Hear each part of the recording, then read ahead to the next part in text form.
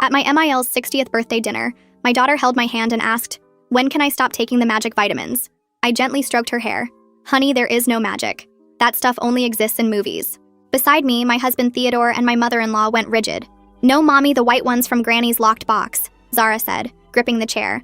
"She gives them to me when you're at work, Mommy." "I don't understand," I said slowly. "It's our secret," Zara said weakly.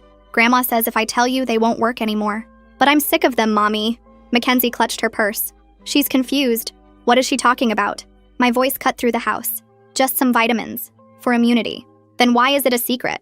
The pieces started clicking. Her mystery illness. The liver failure doctors couldn't explain. "Let me see them. Now."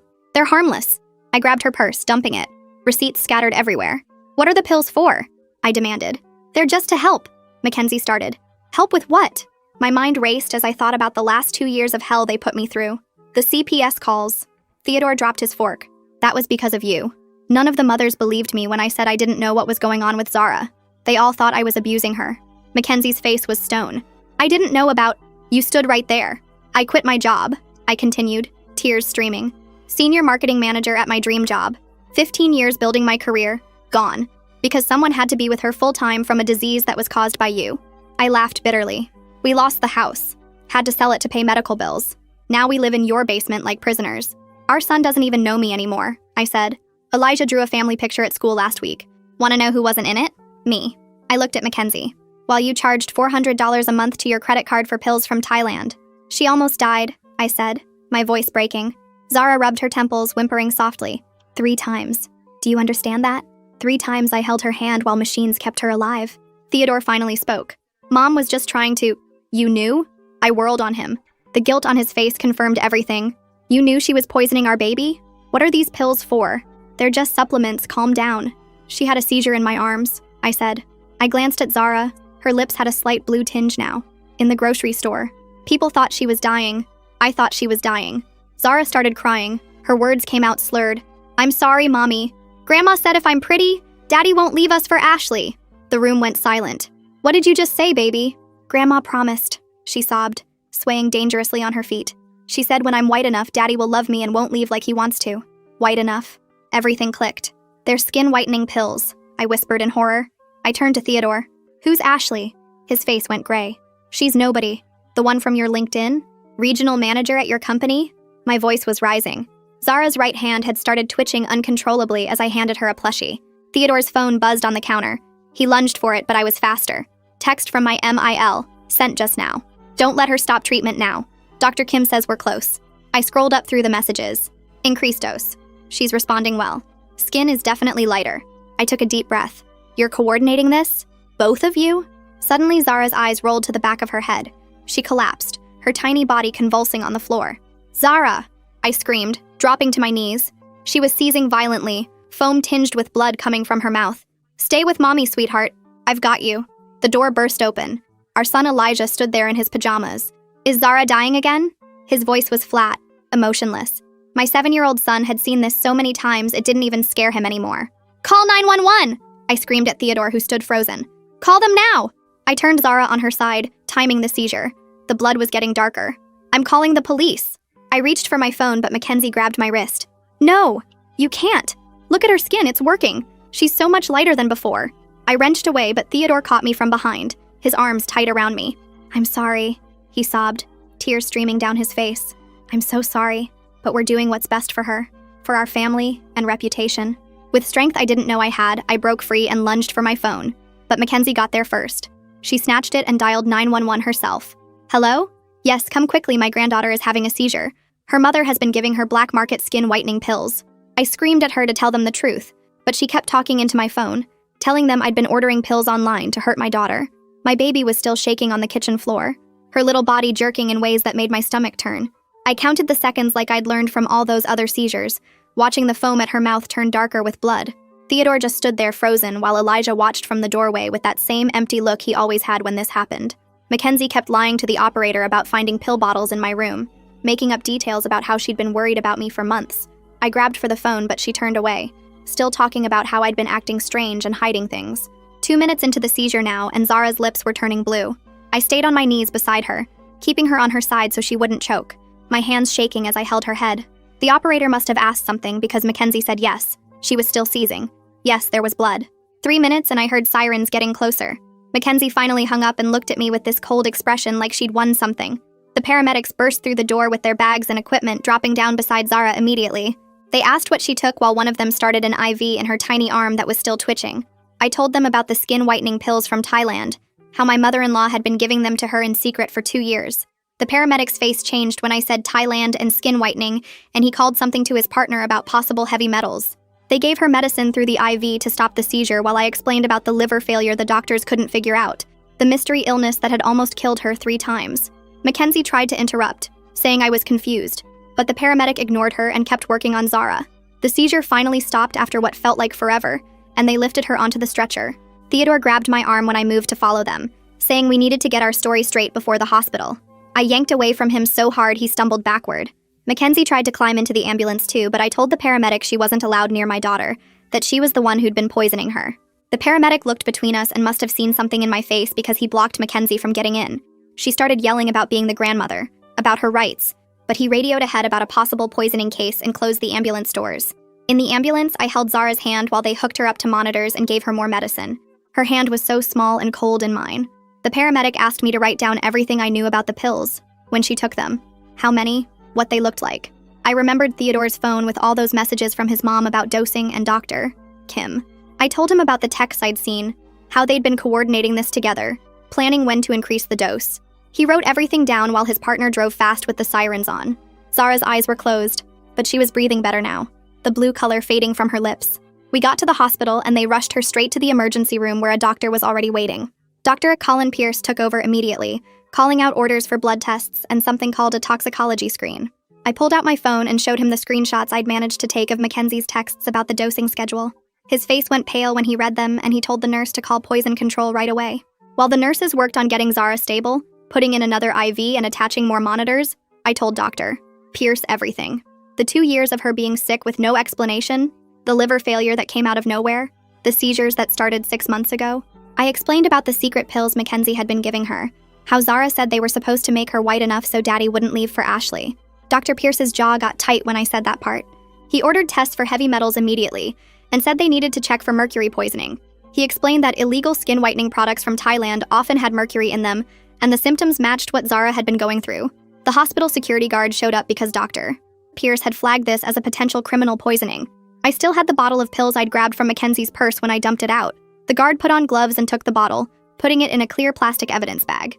He wrote down the time and date on a form, then had me sign it as a witness. He said they'd need to document everything for the police investigation. About 20 minutes later, Theodore and Mackenzie showed up at the hospital.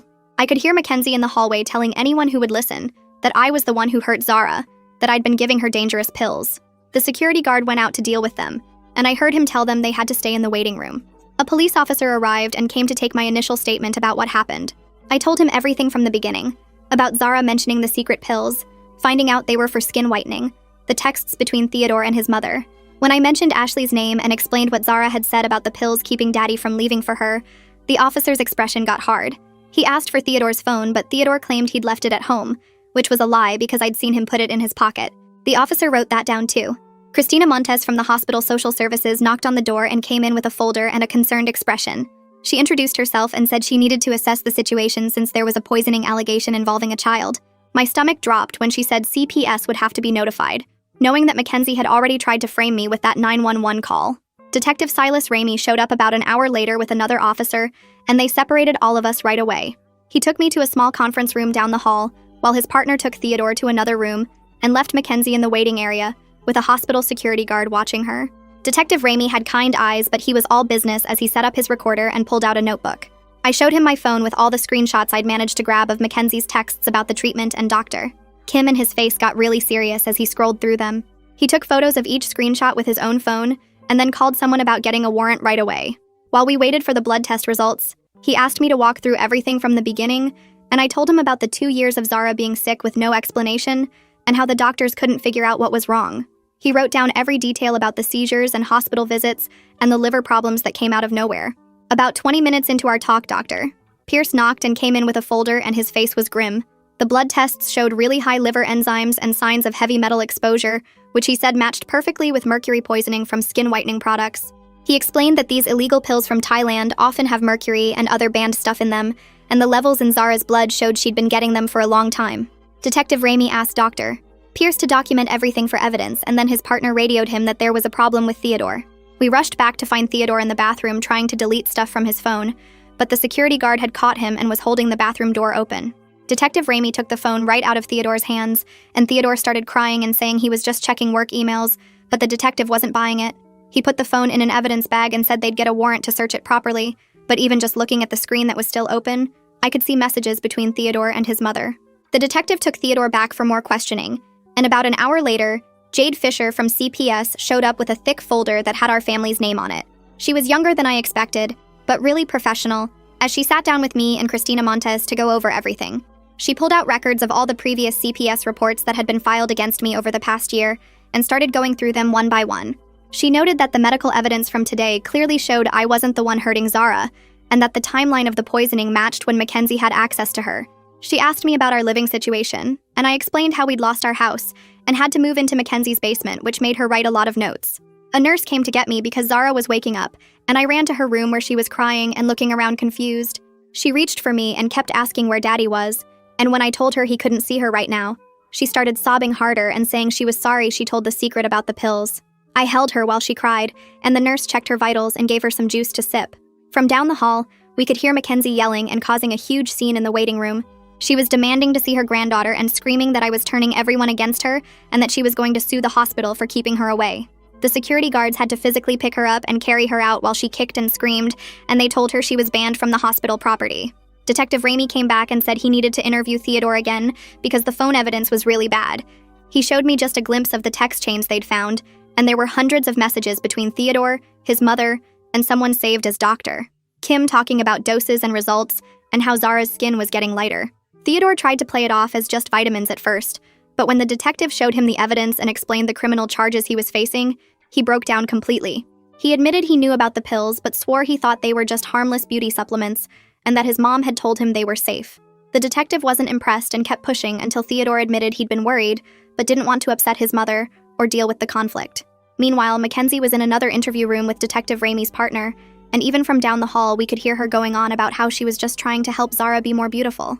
The detective told me later that she'd said mixed-race children need enhancement to succeed in life, and that she was doing us a favor by making Zara white enough to save our marriage. She actually used those exact words, white enough, and the detective had to document it all as evidence of her racist motivations for the poisoning. The forensic toxicologist arrived the next morning with the official report on the pills I'd grabbed from Mackenzie's purse. She confirmed they had mercury and a bunch of other banned substances that are common in illegal skin whitening products from Thailand, and that the levels in Zara's system showed she'd been getting them for months or maybe even years. Detective Ramey had been working all night to track down Dr. Kim through the phone number in the texts and finally found him. Turns out he wasn't even a real medical doctor, but just some guy who sells illegal beauty treatments online. And he'd been coaching Mackenzie on how much to give Zara for over a year, with detailed instructions about increasing doses when the results weren't fast enough. Detective Ramey handed me Theodore's phone since it was unlocked and told me to look for anything about Ashley while he stepped out to make calls. I opened his email and my hands shook as I scrolled through months of messages between them. Ashley had written back in March about not wanting to get involved with someone who had such a complicated family situation. Another email from May said she couldn't keep waiting for him to leave his wife. Theodore had replied that his mother was handling things and soon I'd be out of the picture once CPS took the kids. My stomach turned as I read email after email where he promised Ashley they'd be together once his mom fixed the problem with Zara. Jade Fisher from CPS arrived while I was still reading, and she pulled me aside to explain they were creating an emergency safety plan. She said based on the evidence and medical reports, I'd get temporary sole custody immediately. Theodore would only get supervised visits at a facility, and Mackenzie was completely banned from any contact with both kids. The paperwork took forever, but Jade stayed with me the whole time, helping me understand each form. Meanwhile, the hospital pharmacist came to examine the pills from Mackenzie's purse more closely. She identified them right away as a banned product from Thailand that's known for causing organ damage in kids. She took photos of the packaging and secured samples in evidence bags for the police. She told me these specific pills had mercury compounds that were outlawed in the US back in the 90s. Detective Ramey called me over to show me what else he'd found in his investigation. Mackenzie had been getting monthly shipments to a P.O. box she'd rented 2 years ago. The import records showed she'd spent over $10,000 on these pills, ordering them under different names to avoid detection. He had copies of wire transfers and shipping manifests that proved she'd been doing this since right after Zara's 3rd birthday. A woman knocked on the door and introduced herself as Emmeline Graham, a therapist the hospital had called in. She sat with me next to Zara's bed and asked how I was holding up. I couldn't even answer at first because everything was hitting me all at once. She explained that we'd need to talk to both kids about what happened in ways they could understand without making them more scared. She said Zara would need help processing why Grandma hurt her, and Daddy let it happen. Then I broke down completely and told Emmeline about the drawing Elijah made at the school, the one where I wasn't in the family picture at all. I sobbed as I explained how he'd drawn Theodore, Mackenzie, Zara, and himself, but left me out completely. Emmeline held my hand and explained that Elijah's emotional numbness wasn't because he didn't love me. She said watching his sister almost die over and over had caused him to shut down emotionally to protect himself. She called it a trauma response and said he'd excluded me from the drawing because he associated me with all the scary hospital visits. Theodore showed up at the hospital demanding to see me privately. He grabbed my arm in the hallway and said we needed to keep this a private family matter. He actually tried to convince me that taking this to court would hurt the kids more than what his mother did. I pulled away and told him he'd chosen his mother and his mistress over his daughter's life. He kept saying he was trying to protect our family's reputation, but I just walked away. The next morning, Mackenzie's lawyer called the hospital, and I could hear the administrator arguing with him on the phone. The lawyer was threatening defamation lawsuits and demanding access to Zara's medical records. Detective Ramey overheard and told me not to worry about any threats. He said the evidence was overwhelming and no lawyer could make this go away. He'd already talked to the prosecutor who was confident about the criminal charges. That afternoon, the heavy metal panel results finally came back from the lab. Dr. Pierce sat down with me to explain that Zara's blood showed dangerous levels of mercury. He pointed to the charts showing how the levels matched gradual poisoning over 2 years. He said this confirmed everything we suspected about the timeline and proved Mackenzie had been poisoning her since she was 3. The mercury had built up slowly in her system, causing the liver damage and seizures. Jade Fisher had been working all day on the emergency custody paperwork and finally got it in front of a judge. The judge signed immediate no-contact orders that legally banned Mackenzie from coming near either of my kids. Theodore got restricted access, which meant he could only see them during supervised visits at a court facility. The orders were effective immediately and would stay in place until the criminal trial was over. My phone buzzed while I was sitting next to Zara's bed watching her sleep. Theodore texted frantically that cops were tearing apart his mother's house right now. I stared at the message for a second, then deleted it without responding. Detective Ramey had mentioned getting a warrant earlier, and I figured this was it happening. I pulled Zara's blanket up higher and stroked her hair while machines beeped around us. About an hour later, Detective Ramey called to update me on what they found. He said they discovered Mackenzie's locked box hidden in her bedroom closet with 3 more bottles of those pills inside. There was also a handwritten ledger where she'd been tracking every single dose she gave Zara for the past 2 years. The ledger had dates and notes like skin getting lighter and increased dose next week, written in Mackenzie's handwriting. They also found printed emails from Dr. Kim with detailed instructions about how much to give based on Zara's weight and age. The emails went back 18 months and showed Mackenzie asking questions about side effects that she clearly knew were dangerous. Detective Ramey said this was solid evidence for the prosecution, and they were building a strong case. After hanging up, I decided to reach out to some of the moms from Zara's school, who had called CPS on me over the past year. I sent messages explaining what really happened, and how Mackenzie had been poisoning Zara while making it look like I was neglecting her. Most of them were shocked, and several apologized for jumping to conclusions about me. One mom named Sarah called me crying and said she felt terrible for believing Mackenzie's lies. Then Sarah forwarded me something that made my stomach drop. It was a group text from 6 months ago where Mackenzie was spreading rumors about my neglect and mental instability to all the school moms. She'd written things like how I was too depressed to care for my kids and how she was worried about their safety with me. Reading those messages, I realized she'd been setting me up as the fall guy all along in case anyone discovered what she was doing to Zara. The next morning, Dr. Pierce sat down with me in Zara's room to explain her long-term prognosis. He said with proper treatment she should recover from the mercury poisoning, but she'd need monitoring for years to make sure her organs were healing. He explained there might be some permanent liver damage that wouldn't show up until she was older. He also said she'd need blood tests every month for at least a year to track her mercury levels going down. I asked about brain damage and he said the scans looked okay, but we wouldn't know for sure until she was back in the school. He recommended keeping her on a special diet to help her liver heal and gave me a list of foods to avoid. 3 days later, I had Jade Fisher serve Theodore with divorce papers during his first supervised visit with the kids. The supervisor told me later that he broke down crying when he got the papers, but still kept insisting he was just trying to keep the family together by going along with his mother's plan. He apparently spent the whole visit trying to convince Elijah that Daddy still loved them, even though he couldn't come home anymore. Elijah just sat there playing with blocks and barely looked at him. The custody hearing happened 2 weeks after that, and Theodore's lawyer tried to argue for joint custody. But when the judge asked Theodore directly about the text messages, he had to admit under oath that he'd been having an affair with Ashley for 8 months. His credibility completely fell apart when he tried to claim he didn't know the pills were dangerous, even though the prosecutor showed texts where he discussed side effects with his mother. The judge looked disgusted and gave me full temporary custody, with Theodore only getting 2 hours of supervised visits per week. That same day, Ashley sent me a message on Facebook saying she wanted nothing to do with any of this mess. She claimed she didn't know about the poisoning and said Theodore had told her we were already separated when they started dating. She mentioned that everyone at their company was talking about the scandal, and she was transferring to their Chicago office to get away from it all. She ended the message by saying she was sorry for my pain, but she was a victim too because Theodore had lied to her. I didn't bother responding. Detective Ramey called me the next week to tell me about his phone interview with Dr. Kim, who was still in Thailand. Dr. Kim claimed he only sold nutritional supplements and had no idea they could be dangerous for children. But Ramey said prosecutor Damon Wallace was working with international authorities to file charges against him for selling illegal drugs. They'd found evidence that Dr. Kim had been selling these mercury-laced pills to parents all over the world. Meanwhile, the medical board opened their own investigation into whether any real doctors in our area had helped Mackenzie get prescriptions for Zara. They discovered she'd been using a pill mill 2 towns over to get prescription medications in Zara's name without ever bringing her in for exams. The doctor at that clinic was already under investigation for other issues, and this just added to his problems. 2 days after that conversation with Detective Ramey, I was sitting in Zara's hospital room checking her monitors when the nurse rushed in and told me security had caught someone trying to get into the pediatric ward dressed as a volunteer. My stomach dropped when she said it was an older woman matching Mackenzie's description who'd been asking which room her granddaughter was in. Security brought me down to identify her, and there she was, wearing a pink volunteer vest she'd stolen from the lobby, clutching a teddy bear and flowers. The security guard already had the police on the way since we'd filed the no-contact order. Mackenzie started screaming that I was keeping her from her baby, that she had rights as a grandmother, that the pills were helping. The officers arrived within 10 minutes and arrested her right there in the hospital lobby while visitors stared. She spent that night in county jail before Theodore bailed her out the next morning for $5,000. That same afternoon, my phone rang with a number I didn't recognize. But when I heard Pearl's voice from my old marketing job, I started crying.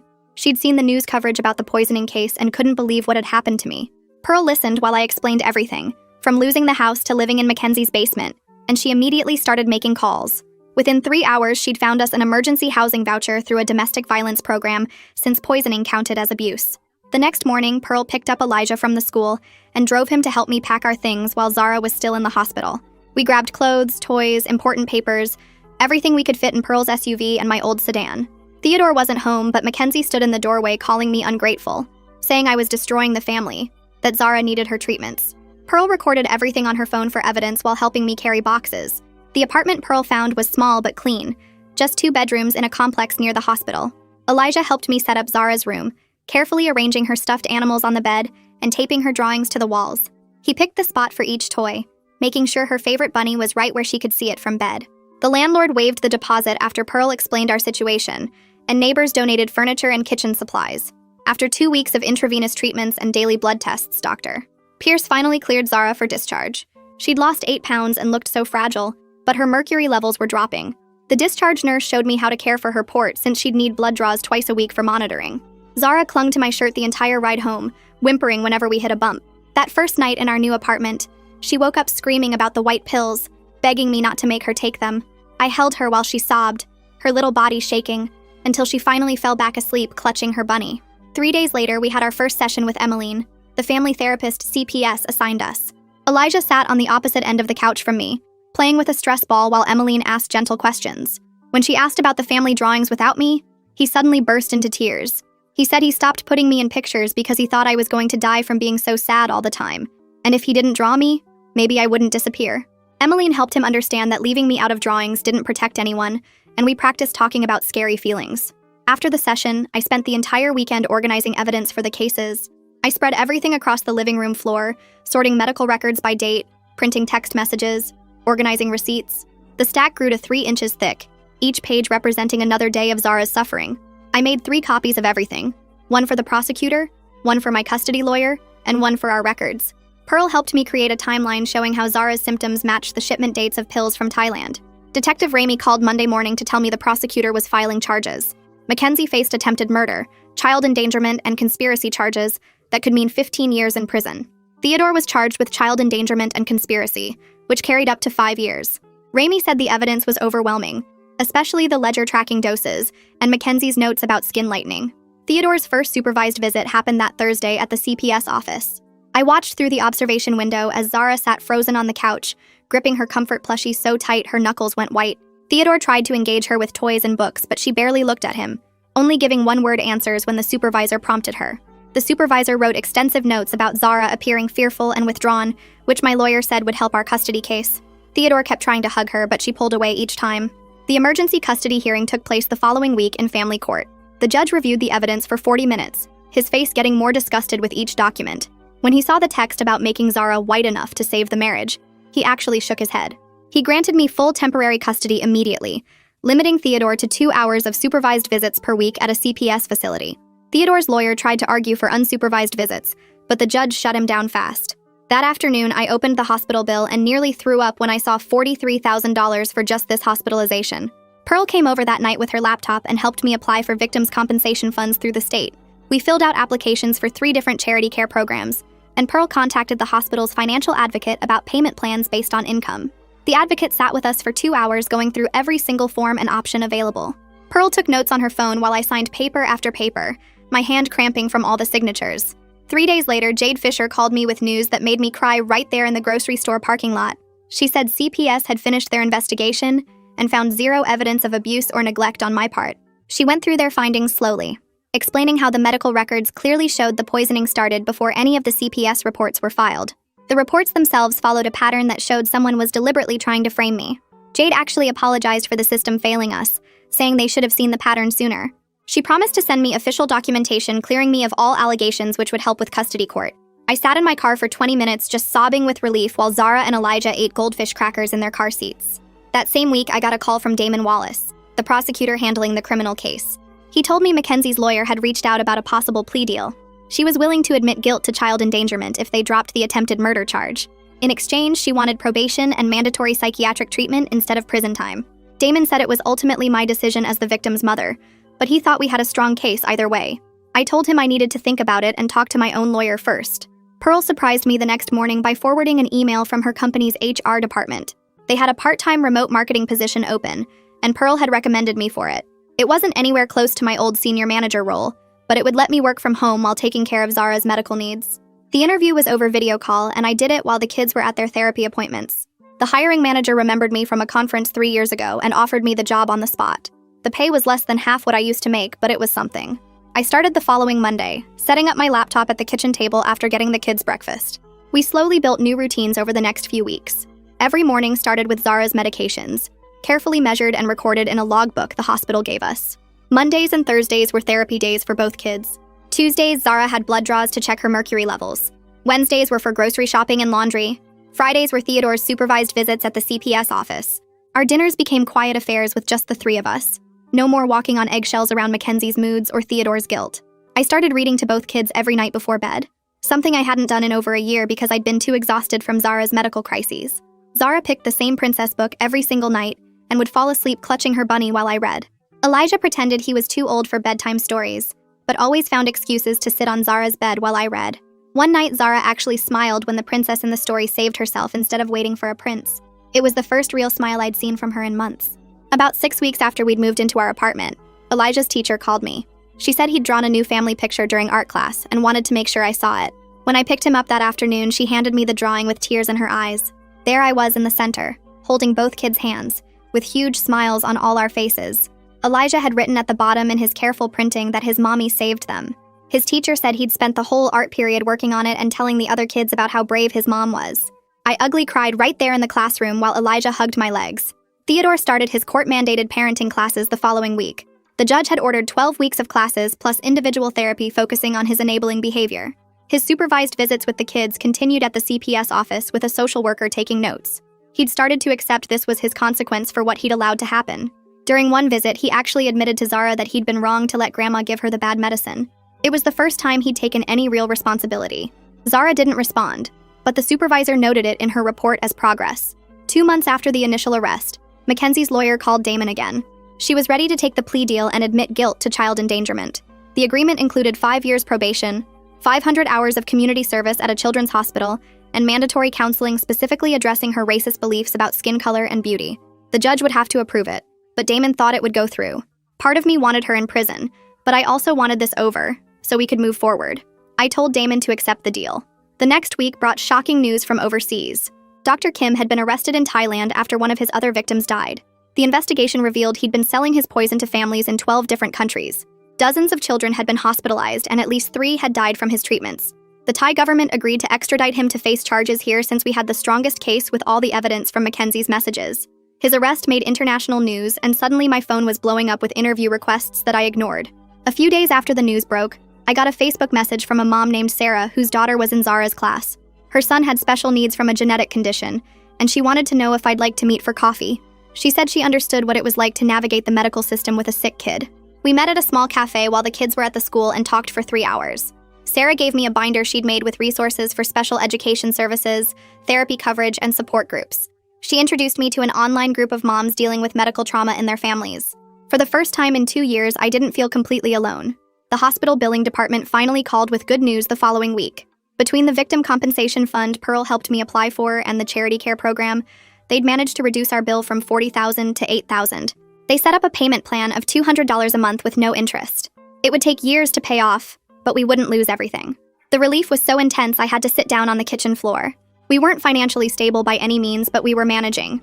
My part-time job covered rent and groceries, Theodore's court-ordered child support covered the kids' therapy, and the payment plan for medical bills was actually doable. Pearl helped me set up a strict budget, and even started a small emergency fund with $50 a month. It wasn't much, but it was something. The divorce papers arrived 3 weeks later, and I signed them at the kitchen table while the kids ate breakfast. Theodore getting 2 hours every Sunday at the CPS office with someone watching everything he did. He kept texting about wanting to see them alone, but the judge's order was clear. 12 weeks of parenting classes plus 6 months of therapy before they'd even consider it. I drove to the courthouse on a Tuesday morning and sat in the back row while the judge made it official. Theodore agreeing to $800 a month in child support, though he kept asking his lawyer if we could discuss unsupervised visits. The judge looked at him over her glasses and said not until he finished every single requirement, and I walked out of that courthouse knowing my kids were finally safe. Spring turned to summer, and Zara's blood tests kept getting better, the mercury numbers dropping every 2 weeks until Dr. Pierce showed me a chart where the red line finally dipped into the green zone. He ran his finger along the graph explaining how her liver was actually healing itself, the damaged cells replacing themselves with healthy ones, though we'd need to check every year for the rest of her life just to be sure. The mailman brought a thick envelope from Mackenzie's lawyer one afternoon, her court-ordered apology letter that I opened alone after the kids were asleep. She wrote 4 pages about how she was trying to help, how she didn't mean any harm, how the counselor was helping her understand her mistakes, but not once did she actually say sorry for poisoning my daughter. I folded it back up and stuck it in a box in the closet where the kids would never find it. Theodore's visits started changing around month 4, when he actually got down on the floor to play blocks with Zara, instead of just sitting in the chair watching. The supervisor wrote notes about him asking Zara what she wanted to do instead of telling her, about him admitting to her that Grandma's pills were bad, and he should have stopped them. Zara still wouldn't let him hug her, but she did show him her drawings, and he started bringing her new crayons every week. My old boss called one morning while I was making lunch, asking if I'd consider coming back part-time remote. Not my senior position, but a decent marketing coordinator role with benefits. She said she never believed the rumors, knew something else was going on, and the position paid enough that we could move to a bigger apartment. I started the next Monday, setting up my laptop at the kitchen table, finally having real insurance again after almost a year of state coverage. Elijah's Thursday therapy sessions became the highlight of his week when Emmeline taught him to punch a special pillow when he felt mad, and he started telling her about the nightmares where Zara turned blue. She had him draw pictures of his feelings, page after page of black scribbles that slowly turned into houses with people inside them. One afternoon, I heard him and Zara playing pirates in their room, actual laughing instead of the quiet tiptoeing they'd done for 2 years. I stood outside their door listening to them make up adventures about treasure and sea monsters. No mention of hospitals or pills or being sick. We went back to see Dr. Pierce on a Thursday morning 6 months after that awful night, Zara sitting on the exam table swinging her legs while he listened to her heart. He pulled up her latest lab results on his computer, turning the screen so we could see all the numbers in the normal range, her weight finally where it should be for a 5-year-old. He actually smiled. A real smile, not the worried doctor face I'd seen for 2 years, telling us she was thriving. Her skin, its beautiful natural color that made her look like herself again. Saturday morning, I woke up to little feet padding into my room, both kids climbing under my covers with their stuffed animals. Elijah turned on cartoons while Zara snuggled against my side, and we watched talking dogs solve mysteries while eating dry cereal straight from the box. During a commercial, Elijah looked up at me with those serious 7-year-old eyes and said the words I hadn't heard in over a year. We weren't perfect. The medical bills still came every month, and Theodore still texted about wanting more time, and Mackenzie still sent letters through her lawyer, but right there in my bed with both kids safe and getting better, we were exactly where we needed to be. Thanks for hanging out and exploring all this with me today. Really made it more interesting to go through together. Until we meet again, subscribe for more content like this.